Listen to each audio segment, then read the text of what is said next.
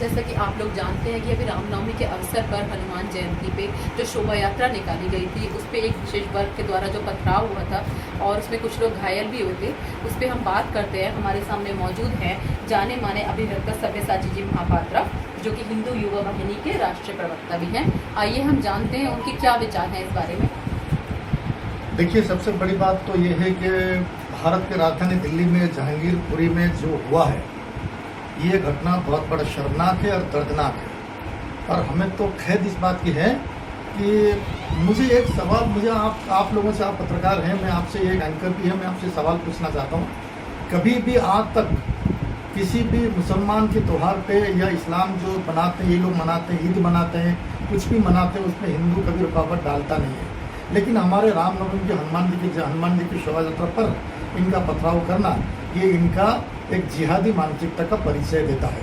और इन जिहादियों का जगह सिर्फ दिल्ली में अभी है, यूपी में हमारे सबसे लोकप्रिय मुख्यमंत्री भारत के आज के तारीख में योगी आदित्यनाथ जी इनको बिल्कुल सही जगह पे इनको बता दिया कि तुम्हारी जगह क्या है। लेकिन जब तक ये जिहादी मानसिकता का परिवर्तन नहीं होगा तब तक हिंदुओं को ये झेलना पड़ेगा।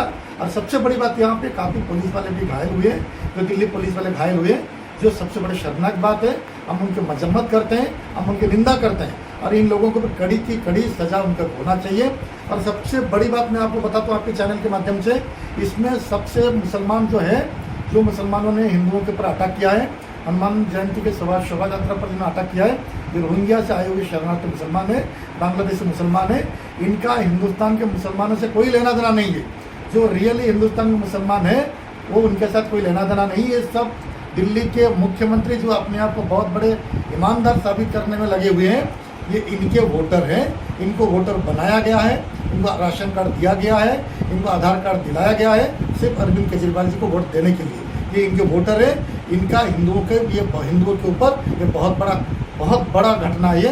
इस घटना की हम निंदा करते हैं। और पुलिस को, और हम भारत के सबसे अच्छे गृह मंत्री, सबसे ईमानदार कर्मठ गृह मंत्री, लोकप्रिय गृह मंत्री अमित शाह जी के पास हम गुजारिश कर रहे हैं कि इनके ऊपर कड़ी से कड़ी इनको कार्रवाई किया जाए, इनको अरेस्ट किया जाए। एनएसए के ऊपर एनएसए के तहत पर इनको अरेस्ट किया जाए। सर, इस अमानवीय घटना के लिए जो निर्दोष लोगों पर जो पथराव हुआ था, क्या दिल्ली सरकार से आप कुछ सवाल पूछना चाहेंगे? दिल्ली सरकार सिर्फ विज्ञापन की सरकार है। इनके सिर्फ होर्डिंग लगती है, इनके काम कुछ नहीं होते। इनके अरविंद केजरीवाल जी की बात ले लीजिए, किसी भी घटना के ऊपर, किसी भी विषय के ऊपर, ये एक सब्जेक्ट को ये 4 बार बोलते हैं और 4 बार झूठ बोलते हैं। झूठ की पुलिंदा की किसी सरकार कोई है तो दिल्ली सरकार है। केजरीवाल जी से हिंदुओं की अपेक्षा करना बहुत बड़ी भूल होगी।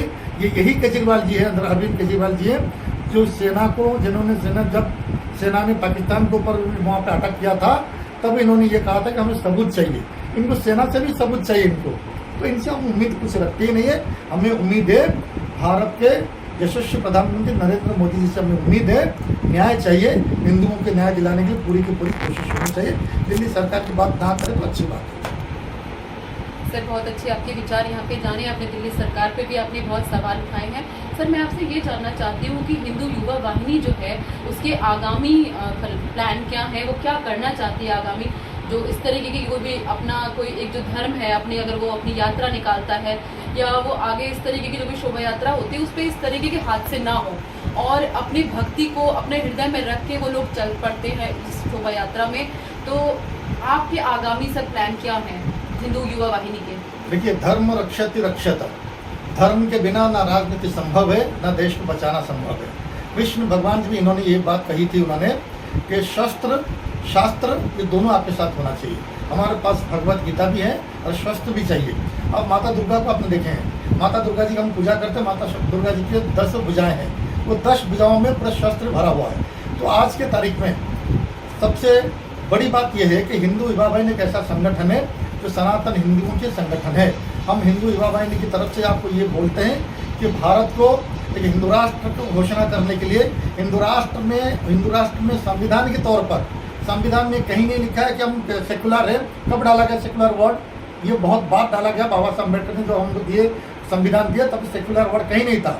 तो सेकुलर वर्ड भारत के तत्कालीन प्रधानमंत्री इंदिरा गांधी जी ने डाला है। तो सेकुलर से हमें कोई लेना देना नहीं है। और जो हिंदू अपने आप को सेक्युलर बोलता है वो सबसे बड़ा बेवकूफ़ है। सेक्युलर बनना छोड़ दीजिए, हिंदू सिर्फ हिंदू ही बनिए।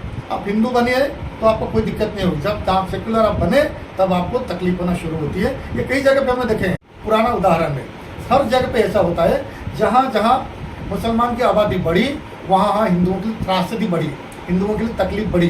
तो इसलिए मैं इस आपके चैनल के माध्यम से और एक गुजारिश करना चाहता हूँ केंद्र सरकार से, यूनिफॉर्म सिविल कोड लाना बहुत ज़रूरी है। और जनसंख्या नियंत्रण योजना, ये भी एक कानून, जनसंख्या नियंत्रण कानून बनना बहुत जरूरी है।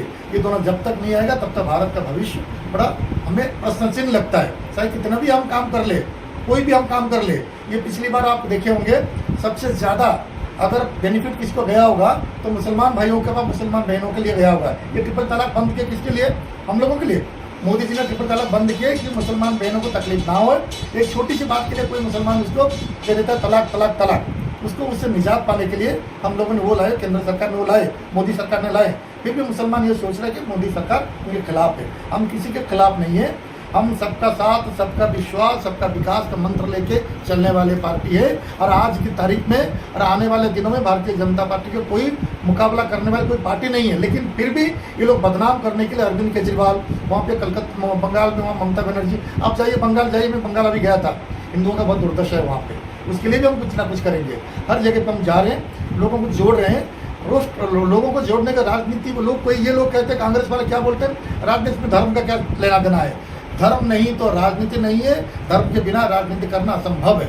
अगर राम राज बनाना है, रियली राम राज्य आपको बनाना है, स्थापित करना है, तो धर्म के साथ ही चलना है, हिंदू धर्म के साथ चलना है, सनातन संस्कृति के साथ ही चलना है। बहुत ही उत्तम विचार हमने जाने सब्यसाची जी के, और इन्हीं विचारों को हम अब आगे भी इनसे रूबरू होते रहेंगे, इनको बुलाते रहेंगे अपने कार्यक्रम में, ऐसे विचार जानते रहेंगे। बहुत बहुत धन्यवाद सर आपका हमारे चैनल में आने के लिए, बहुत बहुत धन्यवाद।